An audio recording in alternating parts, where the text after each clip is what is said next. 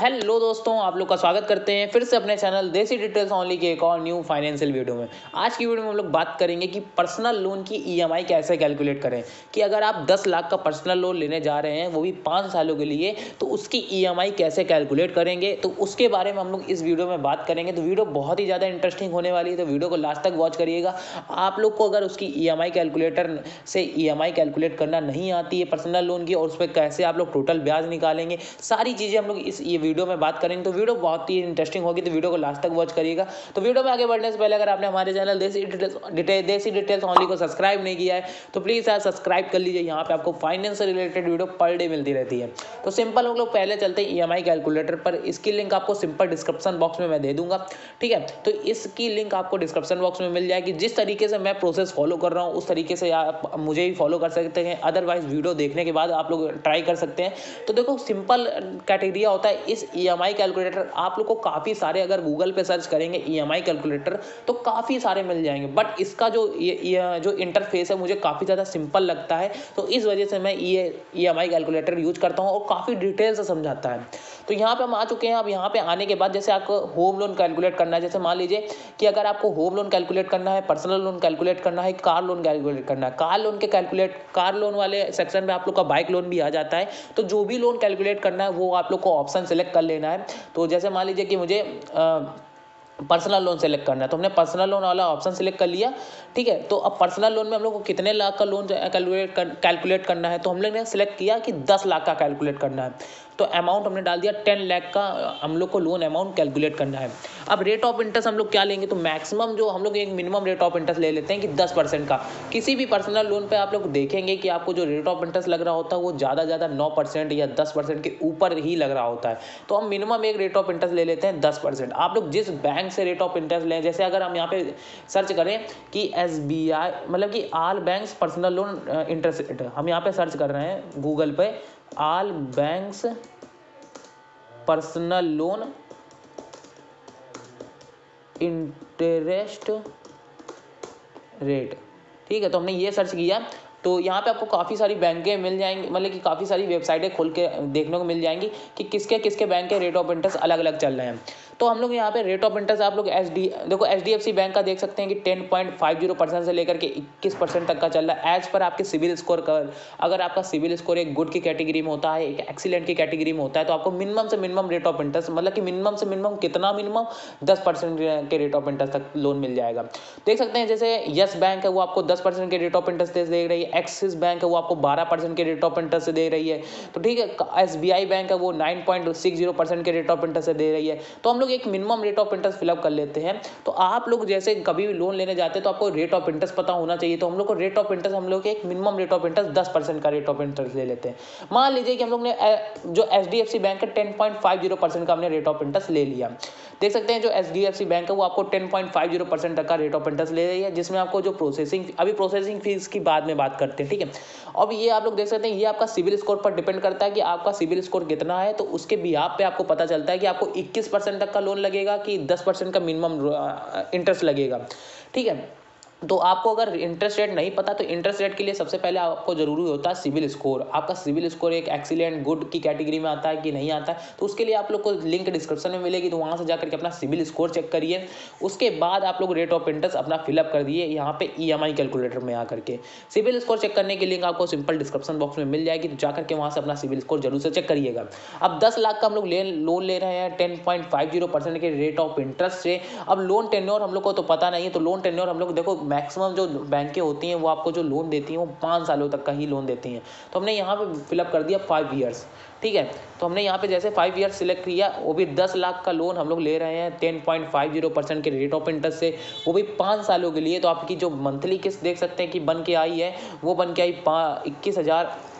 आप लोग देख सकते हैं कि जो आपकी मंथली किस्त बन के आई 21,494 रुपये आपकी मंथली किस्त बन के आई है। और जो टोटल जो आपको ब्याज देना पड़ रहा है पूरे 10 लाख के अमाउंट को 5 सालों पे, वो देना पड़ रहा है 2,89,634 रुपये। और जो टोटल पेमेंट करनी पड़ रही है, टोटल जो आपको पेमेंट करनी पड़ रही है प्रिंसिपल प्लस इंटरेस्ट रेट मिला करके, वो करनी पड़ रही है 12,89,634 रुपये।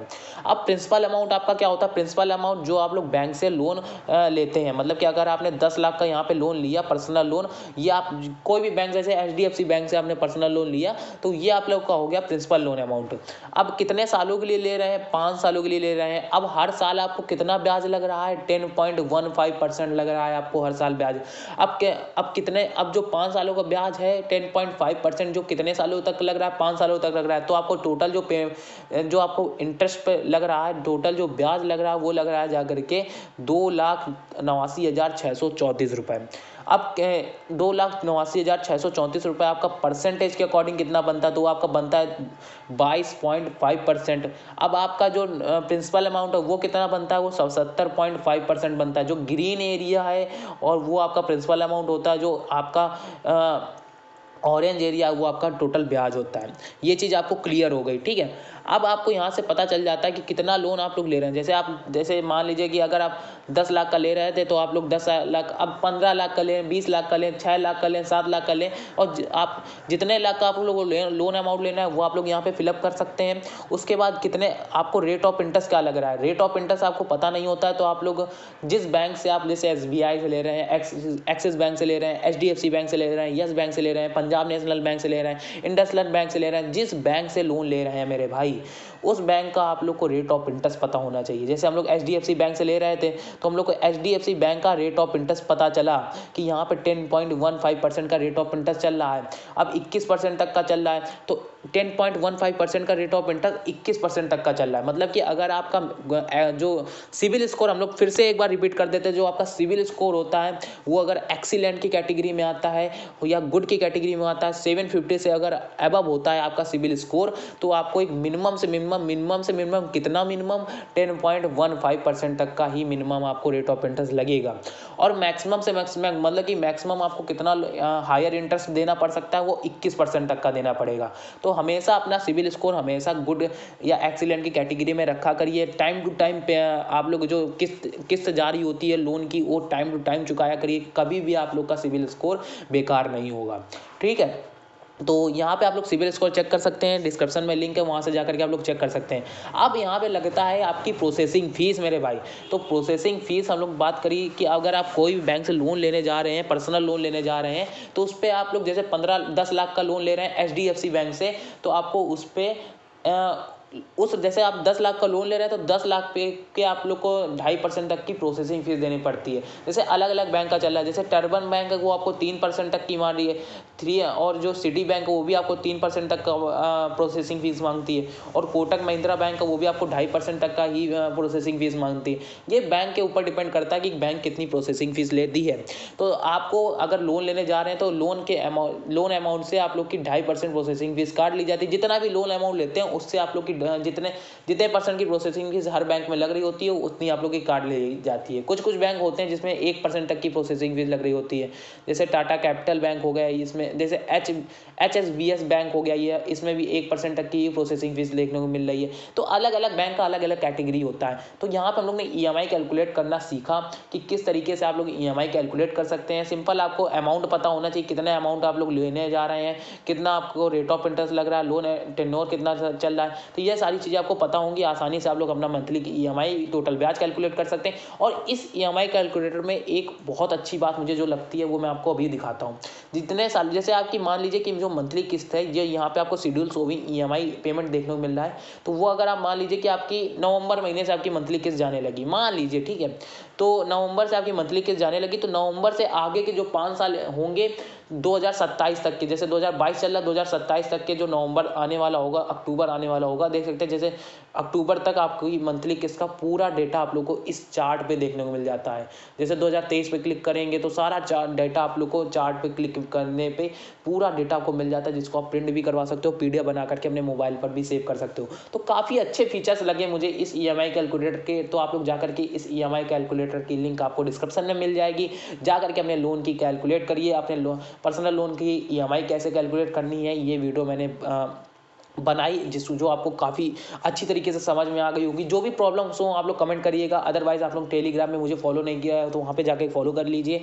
वहाँ पे काफ़ी सारे आप लोग कहते हैं कि अपना कॉन्टैक्ट नंबर दे दीजिए, तो मैंने टेलीग्राम पे बातचीत करने के लिए चैनल बना लिया है, तो वहाँ पर आप लोग बातचीत कर सकते हैं।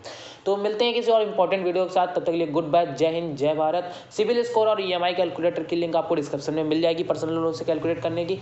तो तब तक के लिए गुड बाय, जय हिंद, जय भारत मेरे भाइयों। मिलते हैं किसी और इंपॉर्टेंट धमाकेदार वीडियो के साथ।